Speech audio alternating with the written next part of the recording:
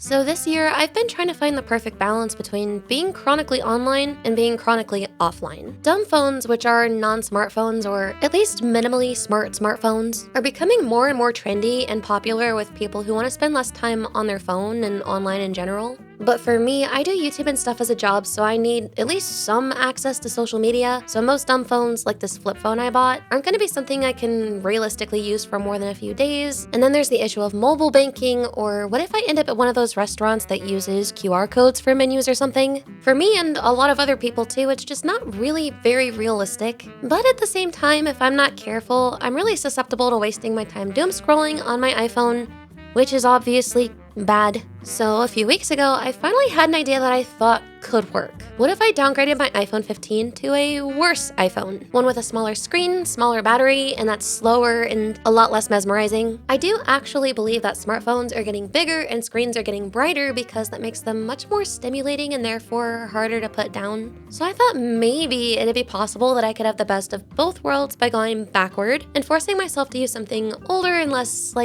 dopamine inducing. Basically a smartphone when I need one, but that's just irritating enough to use that I don't want to bother with it quite as much. And it's not like it's hard to find an old smartphone. You can find them on eBay, Mercari, even Amazon, though you're probably gonna overpay by a lot there. In the end, once I made up my mind that I was actually going to do this, I went to Back Market and ordered myself an iPhone SE 3rd Gen from 2022, which cost me about $156. Compared to my iPhone 15, the SE 3 is objectively way worse. Its display is 4.7 inches versus the 15's 6.1 inches, and it isn't nearly as nice and bright. Its battery is a million times smaller, which is a made-up number, but it's also got an older processor along with less RAM. So yeah, it's awful and just what I was looking for. Now, you might ask, Yuffie, why not an iPhone 12 mini or 13 mini? Aren't those smaller? And the answer to your question would be, yup. But since the SE3 has those big ol' bezels that the minis don't have, the display is technically smaller, 4.7 inches versus 5.4. So that's why I picked the SE3. But yeah, it's impossible to argue the iPhone SE 3rd Gen is a significant downgrade from the iPhone 15. I mean, it's got a physical home button and uses lightning cables, so it's just all around way less modern, despite only coming out 1 year earlier. Thankfully though, while there is a quote-unquote old school physical SIM card slot on the SE3, one modern thing it does have going for it is it also uses eSIM. So once the phone came in the mail a few days later, instead of having to go to the Verizon store and explain that I wanted to transfer my service to a worse iPhone for some reason, I was able to just transfer everything over at home without having to talk to anyone, which is always nice because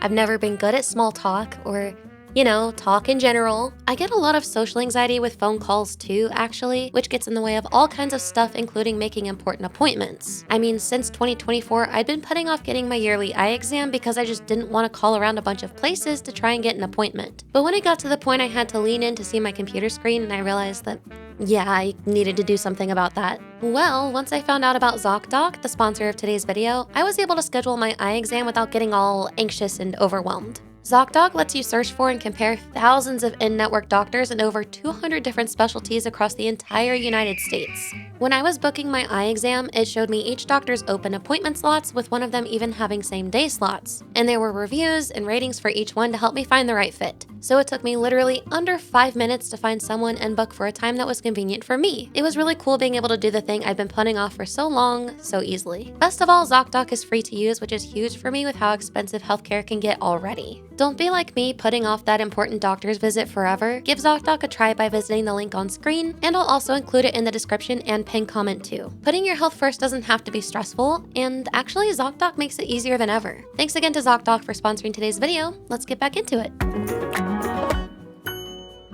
Anyway, as of the time of recording this, it's been like a week and a half or so since I made the switch to the SE3, and I'm sure you'd like to know if downgrading has actually helped me stay off the damn phone, because that's the video. Well, yeah, it has. I mean, I still have YouTube videos playing in the background almost all day, so that hasn't changed. But things like doom scrolling on Twitter and being glued to Discord definitely improved. Cause like, I went from spending an average of an hour and 16 minutes on Twitter each day to 49 minutes each day. Being that, again, social media is part of my job, I think that's a pretty reasonable improvement so far. Hell, even the time I spent in the YouTube Studio app staring at my analytics went down, and I love looking at my analytics because I'm a big ol' YouTube nerd. And that's because, as expected, the SE3 is just a huge pain in the butt to use. There's this occasional lag that's just perceptible enough to be annoying. The screen is much smaller, making it much less pleasant to browse just about any app or website. And if I'm not careful about how much I actively use it, I'll be stuck to a charger partway through the day. These drawbacks are especially noticeable when it comes to mobile gaming. Not only is the SE3 harder to play on due to its size, but the battery will literally vanish before you know it, and lots of games are going to stutter. Kinda like me when I'm trying to do a voiceover like this one and I start talking a little too fast and I get all excited and trip over my words.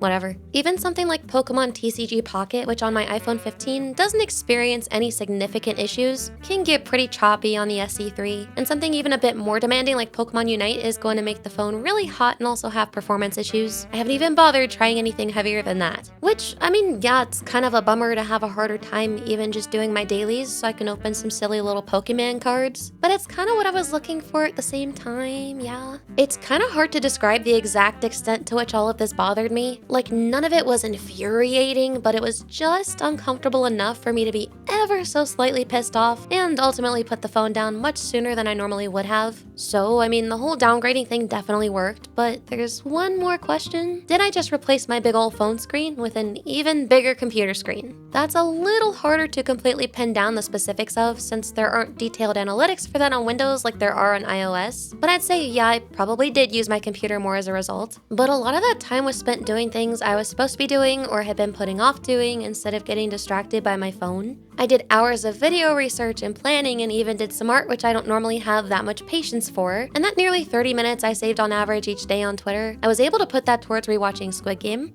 again, but this time I dragged a friend with me, in case you guys hadn't noticed.